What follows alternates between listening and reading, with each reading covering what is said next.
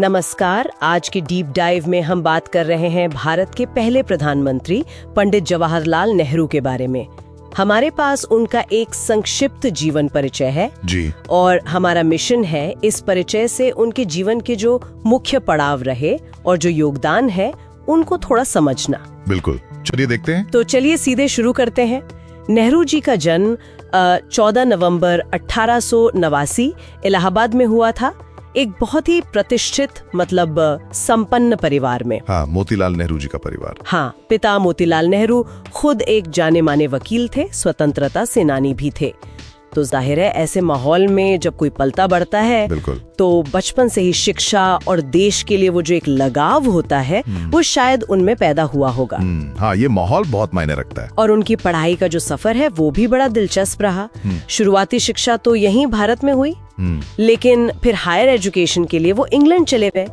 पहले harrow school, फिर Cambridge university से पढ़ाई की जी, और बाद में वहीं से लॉ भी किया, बैरिस्टर बने। हाँ, कानून की डिग्री भी ली। ये अपने आप में एक मतलब महत्वपूर्ण पड़ाव है उनकी जिंदगी का। बिल्कुल। और यहाँ ये सोचना दिलचस्प है कि कैसे ये जो उनकी परवरिश थी, ये पारिवारिक पृष्ठभूमि और फिर इंग्लैंड में वो जो पश्चिमी शिक्षा का अनुभव मिला, हाँ, इन सब ने मिलकर दुनिया को देखने का उनका नजरिया, मतलब उनका वर्ल्ड व्यू कैसे गढ़ा होगा। सही। हमने जो पढ़ा उसके हिसाब से लगता है कि शायद इसी ने उनके वो जो प्रगतिशील विचार थे, आधुनिक अंतर्राष्ट्रीय सोच, उसकी नींव रखी। हाँ, और वही नजरिया फिर उनके पॉलिटिकल करियर में साफ झलकता है ना? बिल्कुल बिल्कुल। भारतीय राष्ट्रीय कांग्रेस के वो एक प्रमुख नेता बने, स्वतंत्रता संग्राम में बहुत एक्टिव रहे जी। फिर आया 15 अगस्त 1947, भारत आजाद हुआ और नेहरू देश के पहले प्रधानमंत्री बने। और ये कोई छोटा मोटा वक्त नहीं था। नहीं, बिल्कुल नहीं। पूरे 17 साल प्रधानमंत्री रहना, इस लंबे कार्यकाल का क्या महत्व देखते हैं आप? ये 17 साल दरअसल आधुनिक भारत की बुनियाद रखने वाले साल थे, कह सकते हैं। जैसा इन दस्तावेजों में जिक्र है, नेहरू के योगदानों को अगर हम देखें तो मुख्य रूप से 2-3 चीजें उभर कर आती हैं। जैसे पहली, भारत के औद्योगिकीकरण पर उनका जोर, मतलब हेवी इंडस्ट्रीज, बड़े बांध, बुनियादी ढांचा। हाँ, वो पंचवर्षीय योजनाएं वगैरह। बिल्कुल। उनका लक्ष्य शायद देश को औद्योगिक रूप से मजबूत और आत्मनिर्भर बनाना था। और दूसरा बड़ा क्षेत्र शिक्षा का रहा होगा, जिसका जिक्र पहले भी हुआ। हाँ, बिल्कुल। शिक्षा और शिक्षा के साथ साथ विज्ञान और तकनीक को बढ़ावा देना, ये उनकी बहुत बड़ी प्राथमिकता थी। अच्छा। इन स्रोतों में ये बात साफ दिखती है कि वो आधुनिक शिक्षण संस्थान, वैज्ञानिक रिसर्च, इनके जरिए एक क्या कहते हैं, तार्किक और वैज्ञानिक सोच वाला समाज बनाना चाहते थे।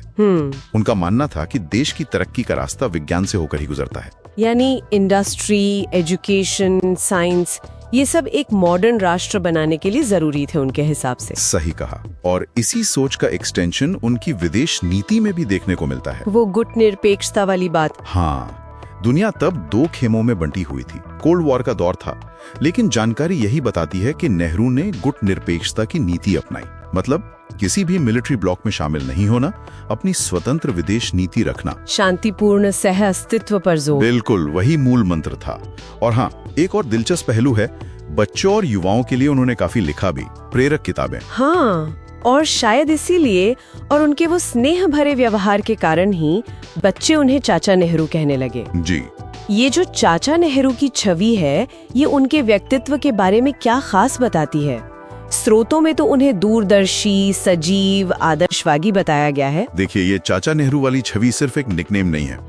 ये शायद दिखाती है कि वो भविष्य की पीढ़ी में, यानी बच्चों और युवाओं में कितना विश्वास रखते थे। उनमें शिक्षा, एक जिज्ञासा जगाना, नैतिक मूल्यों को बिठाना, ये उनके लिए बहुत अहम था। मतलब एक मानवीय पहलू। हाँ, एक मानवीय और भविष्य की तरफ देखने वाला पहलू उजागर करता है। और जाहिर है उनके कद और योगदान को देखते हुए ही, जैसा कि यहाँ लिखा है, उन्हें 1955 में भारत रत्न भी मिला, भारत का सर्वोच्च नागरिक सम्मान। सही। तो इन सब बातों का अगर हम सार निकालें, जो भी जानकारी हमने देखी जी, तो उसके आधार पर हम कह सकते हैं कि पंडित नेहरू भारत के निर्माता प्रधानमंत्रियों में से एक थे।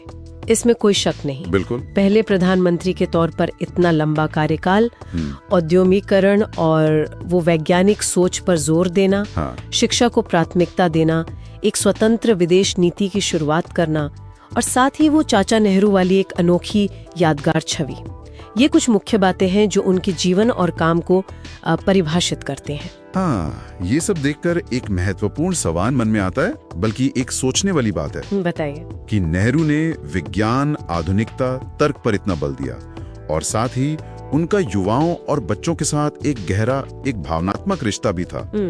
तो सोचने वाली बात यह है कि उनकी ये दोनों विशिष्ट प्राथमिकताएं, एक तरफ आधुनिक सोच और दूसरी तरफ भावी पीढ़ी पर इतना ध्यान, ये दोनों चीजें आज भी भारत के रास्ते को, भारत की दिशा को किस तरह प्रभावित कर रही होंगी। अच्छा। शायद उन तरीकों से भी जो हमें रोजमर्रा में उतने साफ दिखाई नहीं देते हों, लेकिन जिनकी जड़ें शायद काफी गहरी हों। ये सोचने लायक बात है।